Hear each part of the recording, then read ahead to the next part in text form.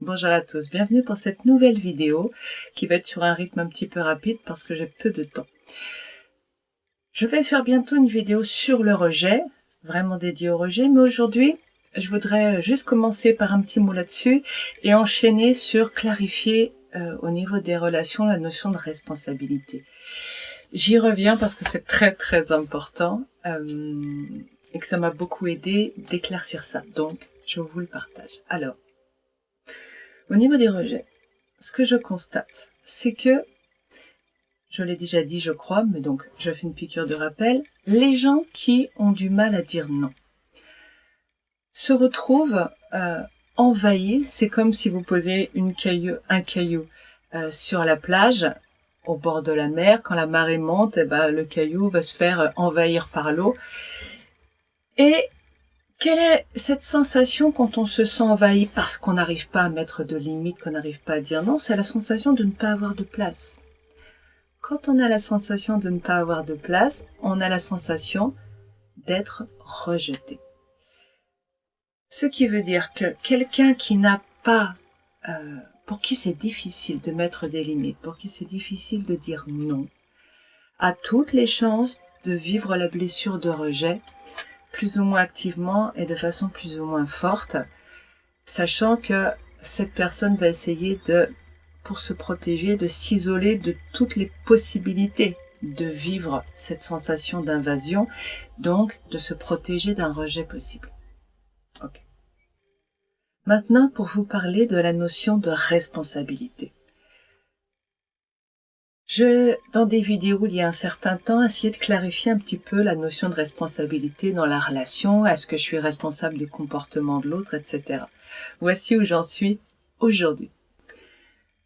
Nous avons appris petit, et ça serait un 6e pilier, je ne sais plus si je l'avais rentré dans les 5 piliers, ça fait un bout de temps, je n'ai pas remis de la clarté là-dessus. Mais ça fait partie effectivement des piliers de notre enfance, de notre conditionnement. L'idée, le concept que nous sommes responsables des états d'être de nos parents. Si papa est en colère, c'est parce que tu as eu des mauvaises notes, c'est parce que tu as fait des bêtises. Si maman est triste, c'est parce que tu as fait ci, tu as fait ça. Nous rendons nos enfants très rapidement responsables de notre bien-être et nous nous sentons responsables, puisqu'on l'a appris comme ça, de leur bien-être. Mais qu'est-ce qu'il en est en fait? Et en fait, je me suis posé la question, est-ce que je suis responsable de la négativité de l'autre dans la relation? Est-ce que c'est ma faute si l'autre se met en colère quand je suis dans la relation? S'il est pas bien, s'il est malheureux, s'il est pas content? C'est quoi la différence entre culpabilité et responsabilité? Alors, on va être direct, droit dans le truc.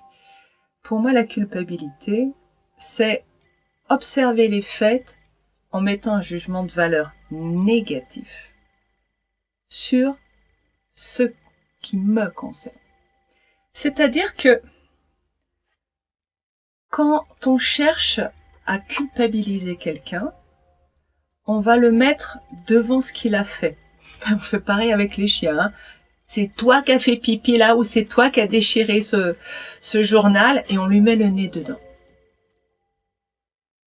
Quand nous faisons cela, conceptuellement, c'est-à-dire si on s'élève un peu d'un niveau, qu'est-ce qu'on est en train d'essayer de faire? On est en train d'essayer de faire venir la personne face à son comportement et de regarder, on cherche un angle de vue négatif. On se sent dans un état négatif par rapport à ce qui vient d'arriver et donc on va chercher à imposer la même sensation chez l'autre. Pour vous aider à comprendre ça, je reprends mon outil pédagogique qui a bien vécu quand même. Hein. Donc c'est un cube avec 6 faces. Là c'est une face joie, la face souffrance, guerre, la face noire négative, une face nature. Enfin on peut mettre ce qu'on veut derrière, peu importe. Une face qui est plutôt blanche, positive, il y a marqué beauté dessus. Mais c'est pareil, c'est juste quelque chose qui est dans des vibrations positives. Quand je culpabilise quelqu'un, moi, quand je regarde le comportement de la personne, je regarde, je pourrais regarder au niveau de la joie, je pourrais éclater de rire en voyant le chien. Je prends l'exemple du chien, c'est plus parlant. Je pourrais éclater de rire en voyant mon journal déchiqueté et en voyant la tête du chien. Ça pourrait me faire mourir de rire. Mais je peux aussi décider de le regarder très négativement, comme une atteinte à ma personne, comme une atteinte à mes biens, à moi donc, comme une déclaration de guerre. C'est moi qui suis responsable de ça, je vais revenir, de l'endroit où je me mets. Donc, je choisis, alors je choisis, c'est pas conscient, hein. C'est mes programmes décident pour moi inconsciemment, bim, regarde ça de cette façon. J'ai pas le choix. Paf, je me mets devant. Et je vois donc les choses négativement en noir. Culpabiliser le chien, culpabiliser mon enfant, culpabiliser ma conjointe, culpabiliser, etc. Ça veut dire que je montre le comportement, donc ce qui vient de se passer, à la personne en face, et je vais l'emmener de force. Si, viens voir, regarde, c'est comme ça ton comportement. À partir de là, si c'est moi la personne qu'on cherche à culpabiliser, et je peux très bien me culpabiliser, je vais donc accepter, et cette notion elle est fondamentale. Culpabiliser, c'est accepter. Je ne culpabilise pas si je dis non. Si je dis non consciemment et si je dis non inconsciemment, évidemment.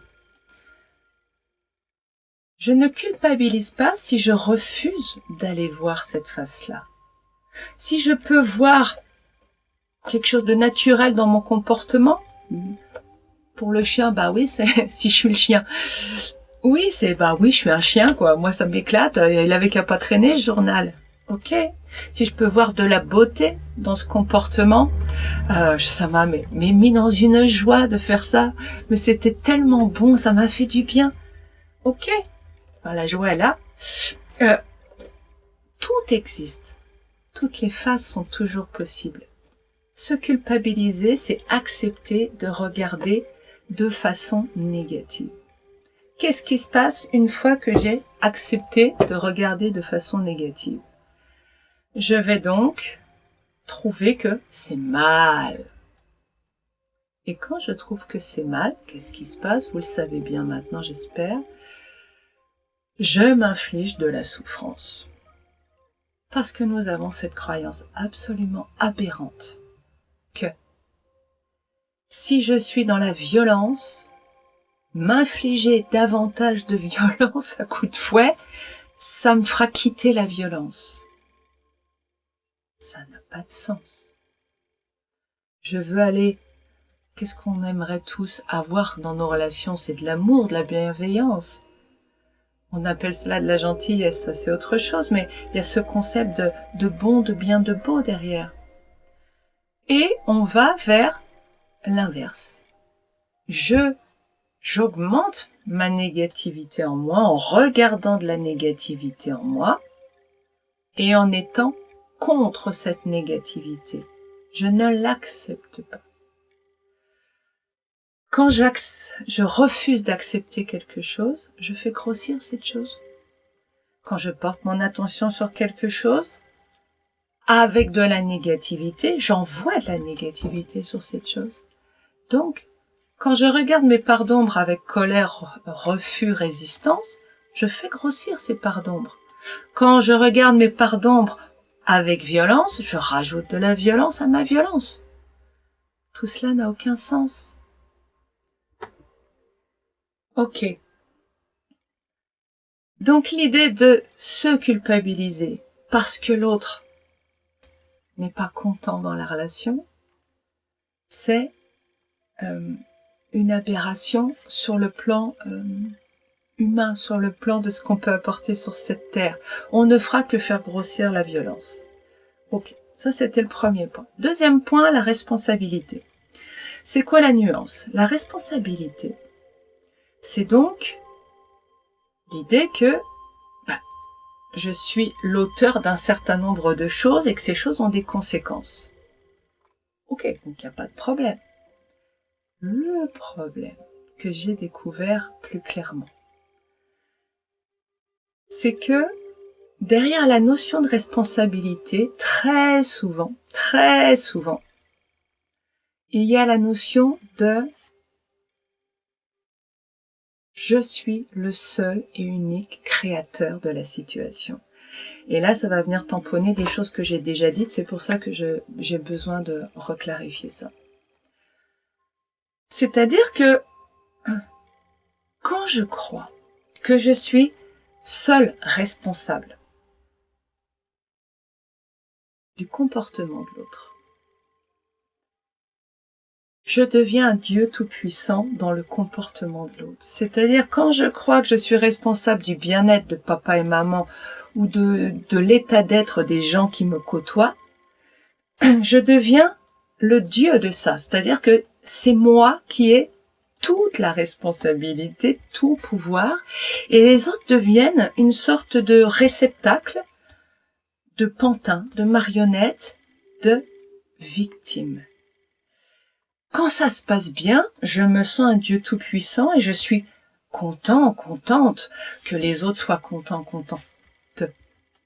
C'est génial! Qu'est-ce qui se passe? Je suis une bonne personne. Je répands des belles choses autour de moi, mon cœur s'ouvre, je m'aime, c'est merveilleux. Mais quand ça ne se passe pas bien, quand l'autre est mécontent, quand l'autre est triste, quand l'autre est malheureux, qu'est-ce qui se passe? Je deviens l'unique auteur du mal-être de l'autre. Je deviens le bourreau, inconsciemment, le bourreau, et l'autre devient la victime impuissante de moi. On est dans de l'inconscient, évidemment que notre conscient, il va bémoliser, comme j'aime le dire, ces programmes inconscients, mais dans nos moteurs, il y a cette idée de je suis toute puissante, c'est à cause de moi, c'est moi. La toute puissance de l'ego. Or, reclarifions tout ça. J'attire à moi ce que je dégage. C'est-à-dire, ce que je dégage, c'est ma signature électromagnétique qui comprend mon niveau vibratoire, mon niveau de négativité, ce qui est une autre chose, et mon niveau vibratoire est lié à mes croyances. Ok? Plus j'ai de croyances, moins j'ai un niveau vibratoire haut, en fait. Parce que chaque croyance m'amène, j'espère que vous vous en rendez compte depuis le temps que je fais ces vidéos, chaque croyance m'amène à perdre ma liberté et à descendre dans la négativité et à être malheureux ou malheureuse. Donc plus j'ai de croyances, plus je souffre. Et ces croyances m'empêchent d'être un être libre, car elles induisent un certain type de comportement. Bon, c'était un aparté. Donc, j'envoie des appels par rapport à des croyances. Par exemple, si je crois, que c'est mal de mettre des limites, je vais attirer à moi une certaine catégorie, non pas de personnes, mais une catégorie de comportements. Ces comportements, ils peuvent être de différents types, mais ils répondent à mon appel. Je peux avoir des gens, par exemple, qui vont être dans l'exigence, qui vont demander sans arrêt, voire exiger de moi des choses. Comme je ne sais pas dire non, hop, ils vont être dans l'excès de demande, l'exigence, profiter, donc dans l'abus. Je peux attirer à moi une autre stratégie, mais toujours dans la même catégorie de comportement. Je peux attirer à moi des gens qui vont être dans l'invasion de mon territoire. En fait, je n'ai pas de territoire. Si je mets pas de limite, j'ai pas de territoire. Donc ces gens vont être dans l'invasion, prendre toute la place. Ce qui fait que je vais me sentir rejetée, bien sûr, comme je l'ai dit au début. Et la troisième catégorie de comportement, troisième type, stratégie de comportement chez l'autre, ça peut être quelqu'un qui va me manquer de respect, qui va me parler avec mépris, qui va ou alors me donner des ordres, ou vous voyez, ce qu'on appelle globalement le manque de respect sans rentrer dans les détails. Tout ça, je l'attire à moi. C'est moi qui suis la créatrice de ça. Ok, à 100%. Quand j'interagis avec quelqu'un, si le comportement de l'autre ne me pose aucun problème, c'est que soit je suis très bien protégée, ce qui n'arrive pas. Ça demande vraiment, vraiment beaucoup d'évolution ou d'être une très très vieille âme. Donc c'est pour ça que je dis que ça n'arrive pas. 90% du temps, et des gens sont dans « je suis grand ouvert », donc, et vous le savez, c'est que ça vous touche. Si vous êtes fermé, c'est que vous n'avez pas de problème dans vos relations avec les gens, jamais. Donc, vous êtes trop ouvert, ça c'est la première chose. Et quand vous avez quelque chose qui vous touche dans le comportement de l'autre, ça veut dire que, parce que ce canal est ouvert, vous allez laisser rentrer la négativité de l'autre.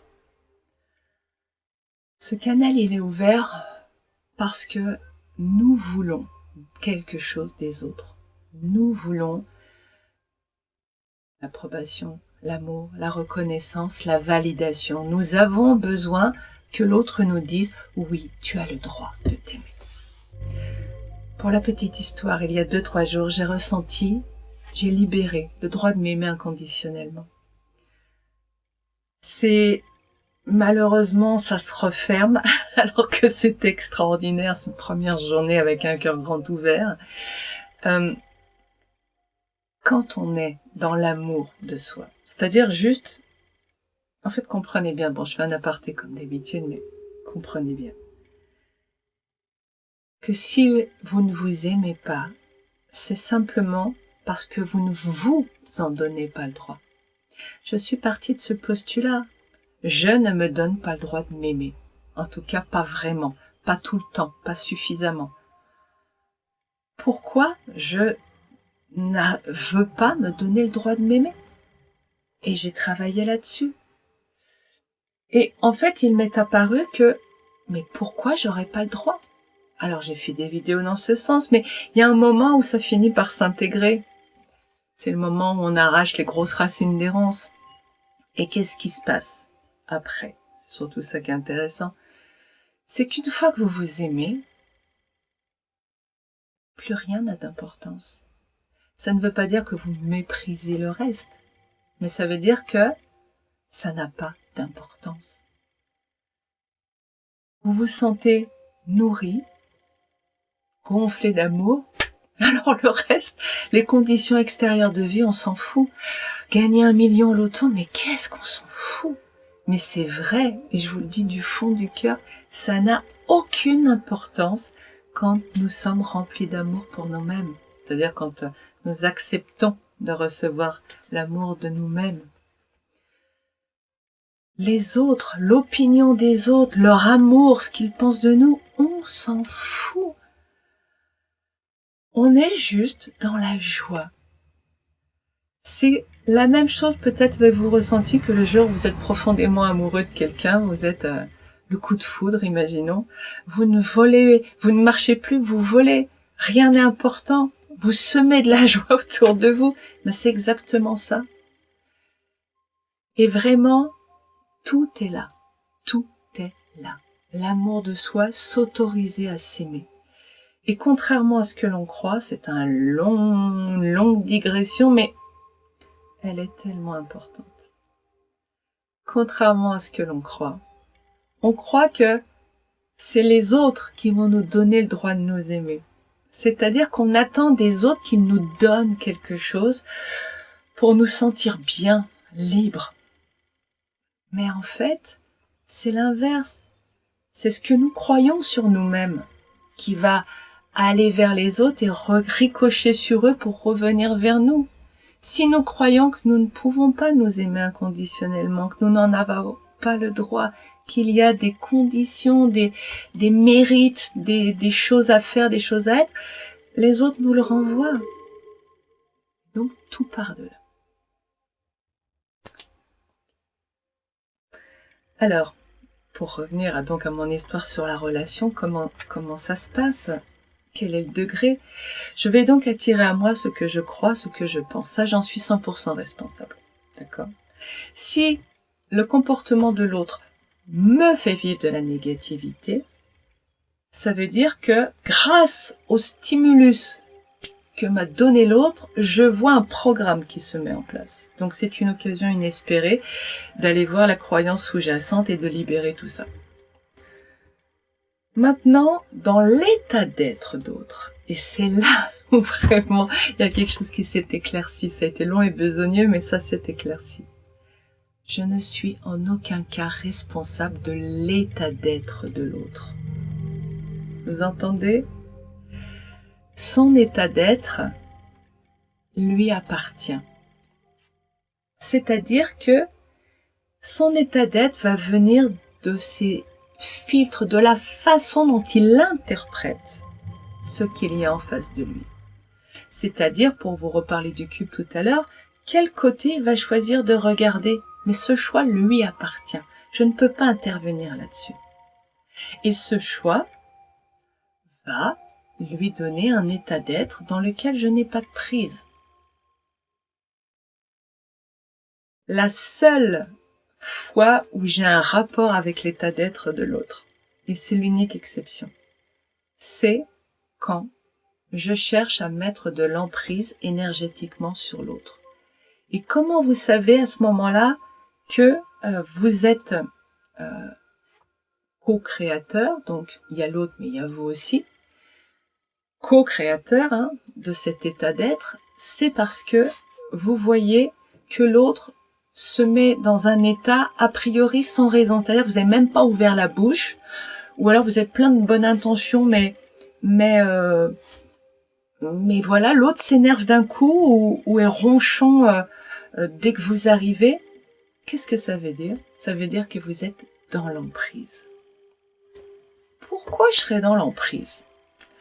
Je suis dans l'emprise parce que quand je crois que je suis responsable de l'état d'être de l'autre, ce qu'on nous fait croire petit, eh ben j'ai envie d'être une bonne personne. Donc j'ai envie que l'autre se sente bien. Et pour me protéger, je ne veux pas qu'il aille mal. Surtout pas. Donc je vais mettre une pression énergétique inconsciente et invisible sur l'autre pour qu'il soit comme je veux qu'il soit. Et plus je mets de la pression, plus ça crée une résistance de l'autre. C'est de la manipulation. Ce qui fait que l'autre va résister à ça. Bon, je vais devoir conclure la vidéo parce qu'il est l'heure que je m'en aille. Donc, n'hésitez pas si vous avez des questions. Je n'irai pas plus loin pour aujourd'hui. J'essaie de tourner quelque chose sur le rejet très bientôt. Très belle journée à vous. À bientôt.